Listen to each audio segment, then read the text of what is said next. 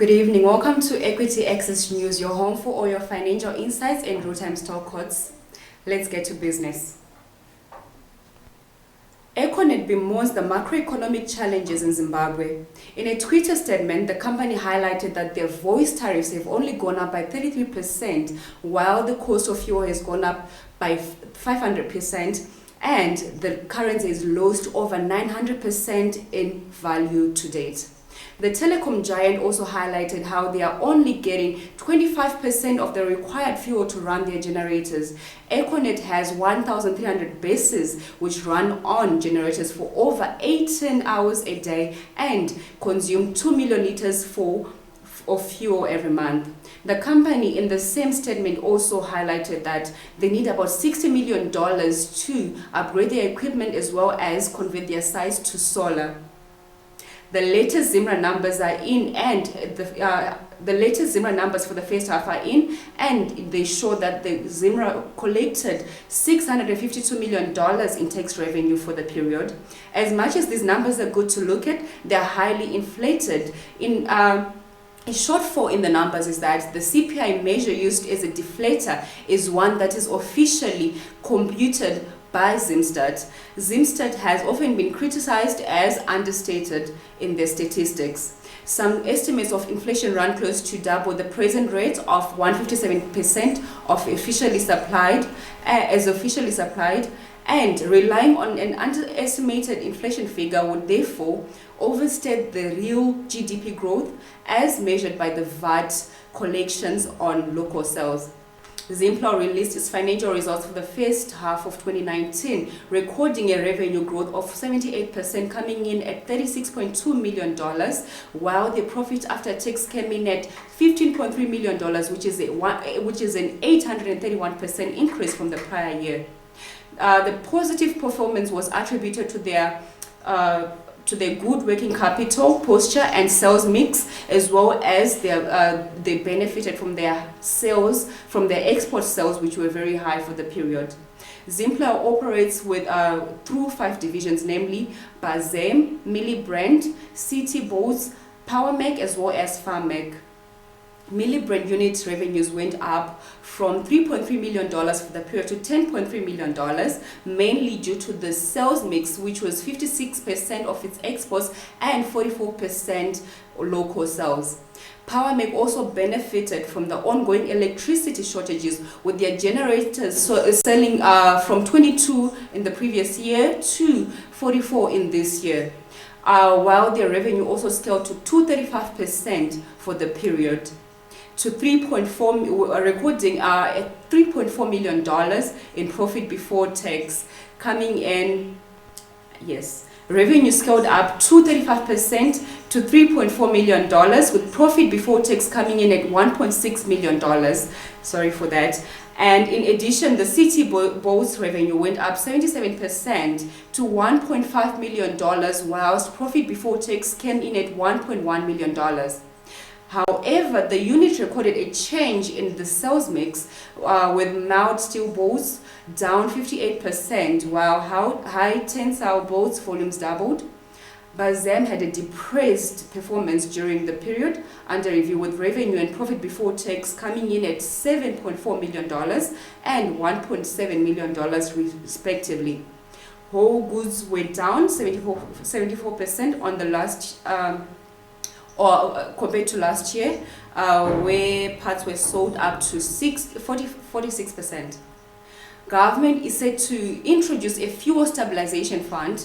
The fund will act as a buffer that will cushion consumers from acute fuel shortages. This was revealed by the Deputy Minister of Energy, Magna Mujigiwa, at the CZI Congress, which happened last week in Victoria Falls. Zimbabwe and Tanzania are set to strengthen their relations during the 8th session of the JPCC, which is happening in Harare this week. The event started today in Harare and will see the two countries sign a lot of economic agreements, which are in line with the new dispensation outlook of the Vision 2030. This concludes our evening news. Please stay tuned and join us for our news review next. Climbing to the top takes more than just hard work and smart choices. It's the passion that drives you from within, the endurance to keep going through difficult times, and having a very clear vision of how to succeed. That's what we strive for at CBZ. We're a diversified and innovative listed financial services group in Zimbabwe with a complete range of activities including banking, short and long-term insurance, asset management, and property investments. CBZ has been a pinnacle for stability in the economic landscape of Zimbabwe, stemming from our deep-rooted values, our excellent customer service delivery, and our corporate vision to strive for excellence as a global competitor. Our continuous investment in research and development will cement our promise to provide customer convenience utilizing state-of-the-art technology. Relationships are at the core of what we do. We understand, however, that strong, long-lasting partnerships are not built overnight. With over 3 decades of wealth management, we have come to understand our clients and their specific investment requirements. Our unique mix of skills ensures that investment opportunities are examined from all perspectives. The balancing rocks of Zimbabwe have weathered the elements for thousands of years and stood the test of time, like majestic reminders of the fine balance of nature. They challenge our perception of what is possible and what endures. Just as CBZ has weathered the economic storms and remained steadfast throughout the turbulence of unsettled economies. Achieving the impossible through resilience and stability, we balance the elements of hard work, dedication, and experience, making us your ideal partner for success.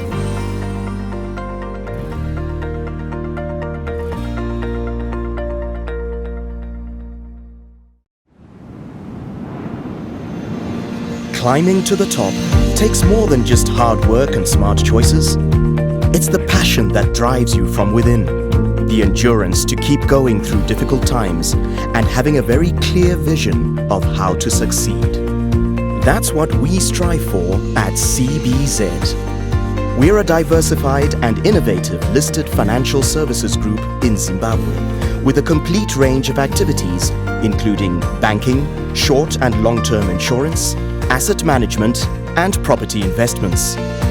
CBZ has been a pinnacle for stability in the economic landscape of Zimbabwe, stemming from our deep-rooted values, our excellent customer service delivery, and our corporate vision to strive for excellence as a global competitor. Our continuous investment in research and development will cement our promise to provide customer convenience utilizing state-of-the-art technology. Relationships are at the core of what we do. We understand, however, that strong, long-lasting partnerships are not built overnight. With over 3 decades of wealth management, we have come to understand our clients and their specific investment requirements. Our unique mix of skills ensures that investment opportunities are examined from all perspectives. The balancing rocks of Zimbabwe have weathered the elements for thousands of years and stood the test of time, like majestic reminders of the fine balance of nature. They challenge our perception of what is possible and what endures. Just as CBZ has weathered the economic storms and remained steadfast throughout the turbulence of unsettled economies. Achieving the impossible through resilience and stability, we balance the elements of hard work, dedication, and experience, making us your ideal partner for success.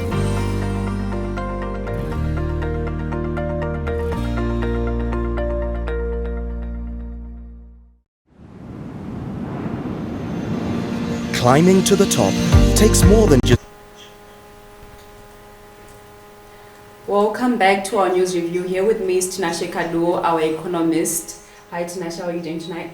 I'm good, Sandra. How are you? I'm alright, thank you. Alright, so to get to the questions, I'll start with Econet.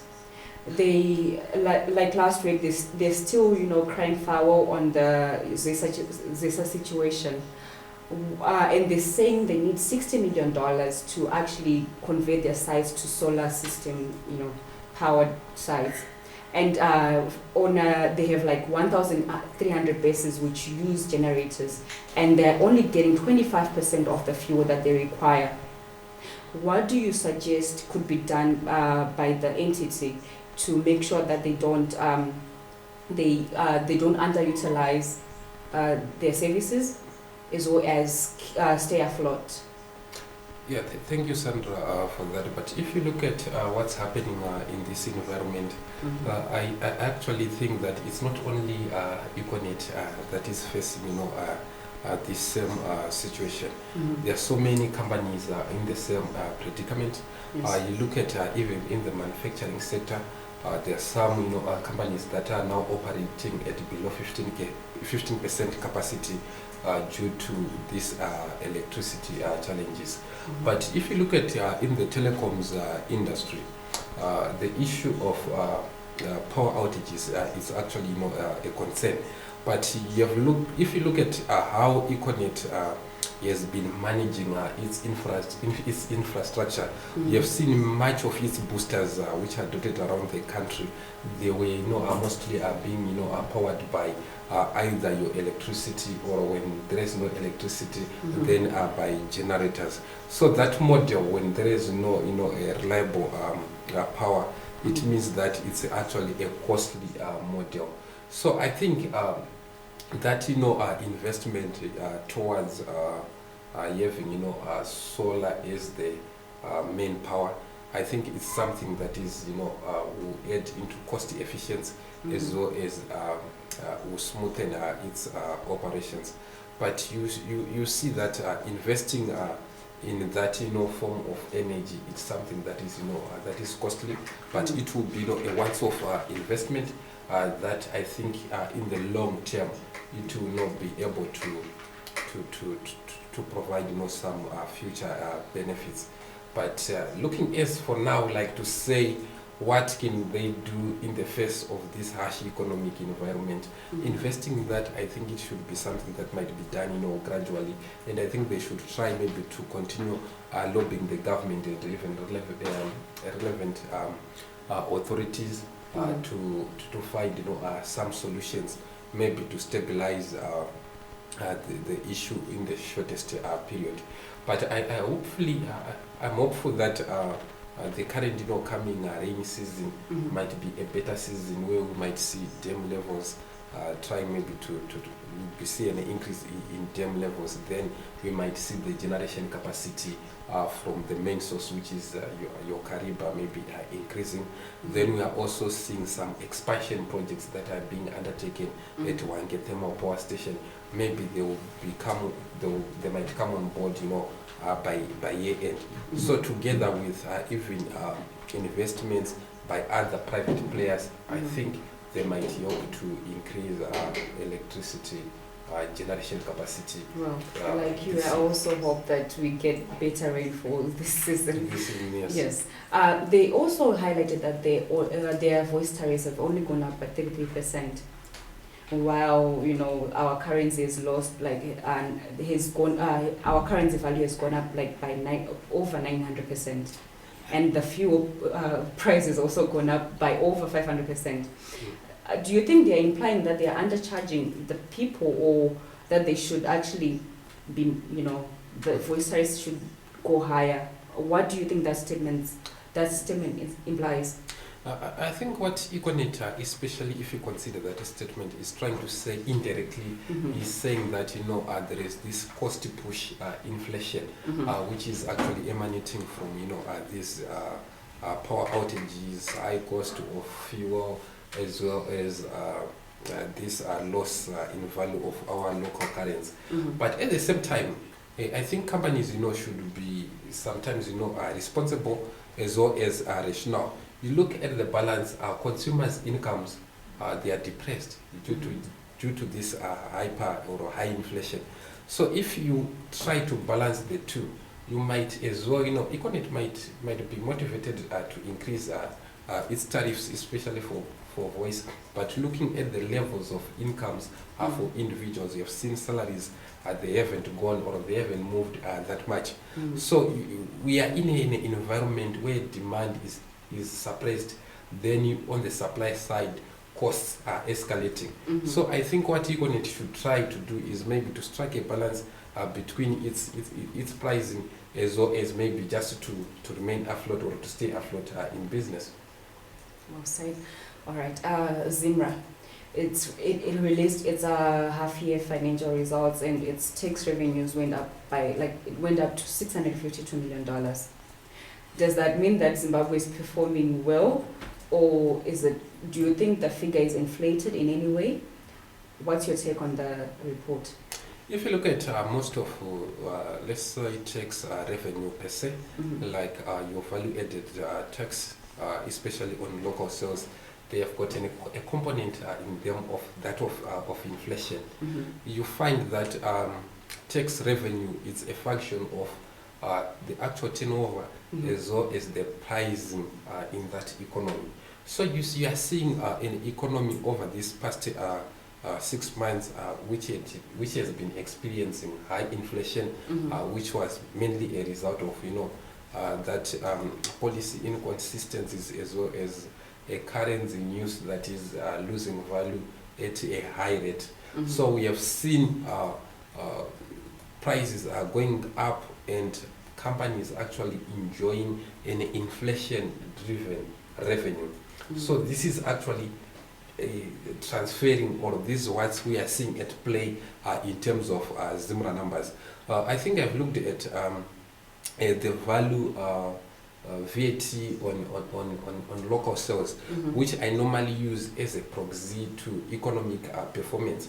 Because why do I use VAT as a proxy to economic performance? VAT on local sales is actually a fixed percentage of whatever is being sold in the economy.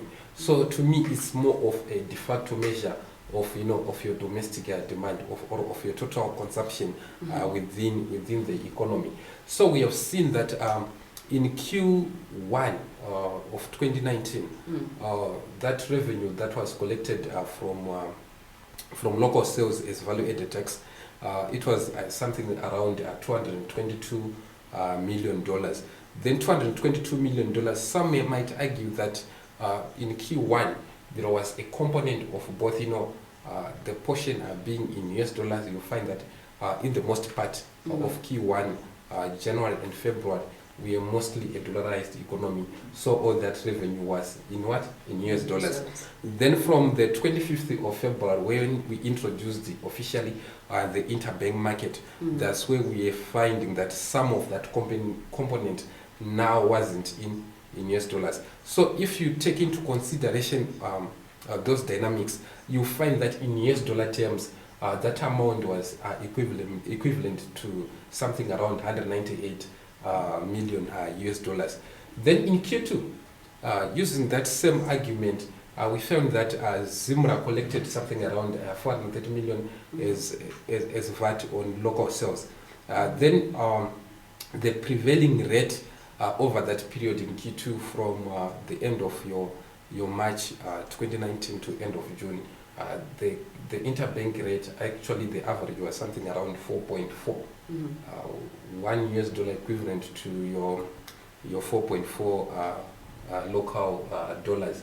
So if you apply that concept, you find that the revenue in US dollars would decline to something around 98 million. So we are 98 million is still a large, So if you compare the two, the 198 for Q1 vis-a-vis the 98 million in Q2, using that concept, it means that it's more like a purchasing power parity.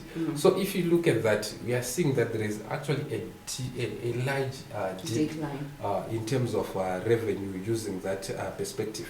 So the growth in terms of revenue, to me, it's not something that I can say we are doing well as an economy. I think it's just driven by inflation, as well as these foreign currency mismatches.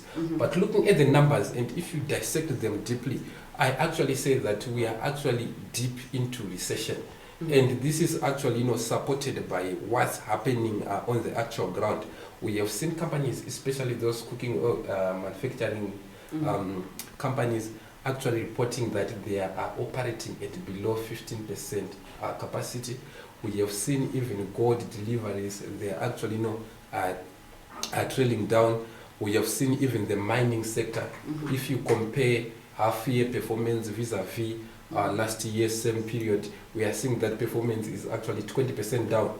We are also looking at the agriculture sector where the El Nino induced drought as well as the adverse effects of Cyclone Idai actually resulted in a 50% decline in maize production, and we are actually projecting a 10% decline in tobacco production as well. So we are in an economy where all those growth drivers are suppressed.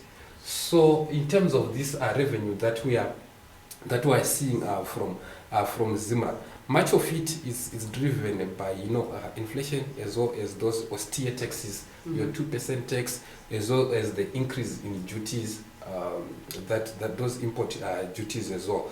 So if the government maybe tries to twist or to reduce such taxes in the interim budget, which is being announced on Wednesday by the finance minister. I think if they try to tweak it, we might see revenue from those tax revenue actually coming down because of much of it is being driven by those high level of taxes. So my question is, you said you gave an estimation, right, that it could be like $98 million US. Yes, in US dollars, yes. That's still a lot of money, of course, but it's not enough, right? My question is, how is that money and how are the austerity measures actually helping the Zimbabwean people? Is this... Maybe to give Yes. a bit of background, you are looking at the level of 98 million. 98 million, I think, is comparable to the 2013-2012 period where we used, to collect something around 103 or 100 million in terms of value-added taxes on local sales. If you look at those periods, that's the period where our imports were at peak. Those are the periods that are characterized by a country that was relying much on imports for consumption. So we are seeing that the revenue that is being collected from the value that you have added to your domestic production is now equivalent to that we were collecting in those periods where we are very highly dependent on imports. It's something that we have to worry about as a nation. So in essence, we are saying that production has gone to levels that are so low, such that the economy is now relying much on imports rather than on domestic production, which is a source of worry. I see. Well, thank you for that insight. Well, Zimplow also released their financial results and they reported a 70% increase in their revenue, which was actually driven by their exports. So we have Zimplow reporting that they are actually making, foreign currency. Do you think the economy is actually feeling that foreign currency inflow? If you look at Sandra, what has been happening, especially to most of the companies operating in this environment, since September or let's say dating back to June last year, most companies took a strategic initiative to diversify regionally. We have seen so many companies expanding into the region. Why? Because most of the companies, they have a foreign currency component in their production lines. So most of them, they require certain inputs or certain machinery which is not produced locally, which they import, from South Africa and even some international territories. So you look at the products that are being produced or that are being sold by Zimplow. Most of them, they have that import component. So I think it was a good initiative for Zimplow to take that strategic initiative to boost its exports so that it gets sufficient foreign currency. And that foreign currency, much of it we might even not feel it as an economy, because most of it most of it is being used by those players to import those key raw materials or key inputs to support its production. So as an economy or as a broader economy, we might not feel the impact, but it's something that is actually good for the company, because it makes its operations a bit more smoother and also helps sustain its earnings. We have seen most, like what we have been saying for Zimre, that much of that revenue is actually a result of inflation. But if you are diversified, it means that you are able to cushion those adverse effects of inflation, which I think is a positive, it's a plus for Zimplow. Well, their Power Make division also reported that they had an increase in their generator sales from 22 from last year to 44 this year. Well, they're benefiting from the current electricity situation that's going on in Zimbabwe. Yeah. Do you think that's a good number, considering the bad performance of our electricity right now? Do you think 44 from 22 is actually a good number, considering that we are not getting electricity for most, 18 hours of the day? In every troubled environment, there are certain opportunities that arise from there. So as business, if you are able, to take advantage of those opportunities that arise, that's when you are able, to boost your income. So I think POMIC was actually positioned to provide or to bridge that gap. We are seeing these continued power shortages.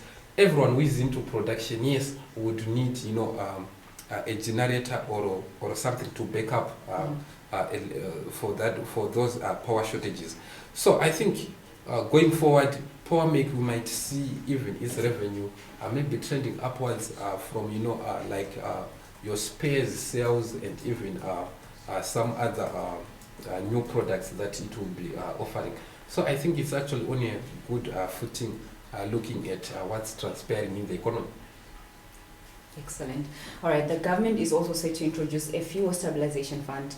Do you think it's necessary? Because we have the Ministry of Energy, right? And then they're,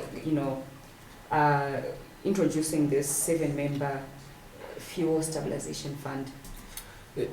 I think a fuel stabilization fund, especially in an economy, here in Zimbabwe, we rely much on imported fuel, and I think what we are seeing happening, especially in the energy sector, is to do much with shortages and low confidence in terms of how the fuel is being imported and also how is it being managed.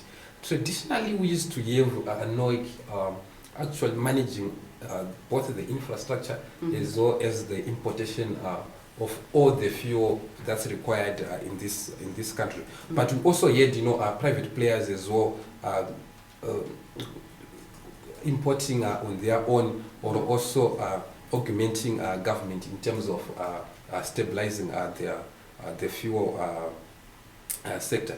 So for me, the government, in terms of trying to establish that fuel stabilization fund, I think something that is positive, and we have seen with the new exchange control requirements, where the governor is saying that if you have got some free funds, you are allowed to import fuel on your own, and maybe try to augment the supplies that are there in the domestic economy.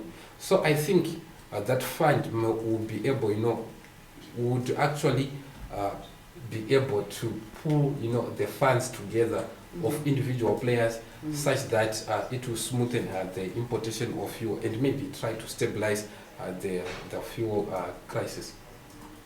All right.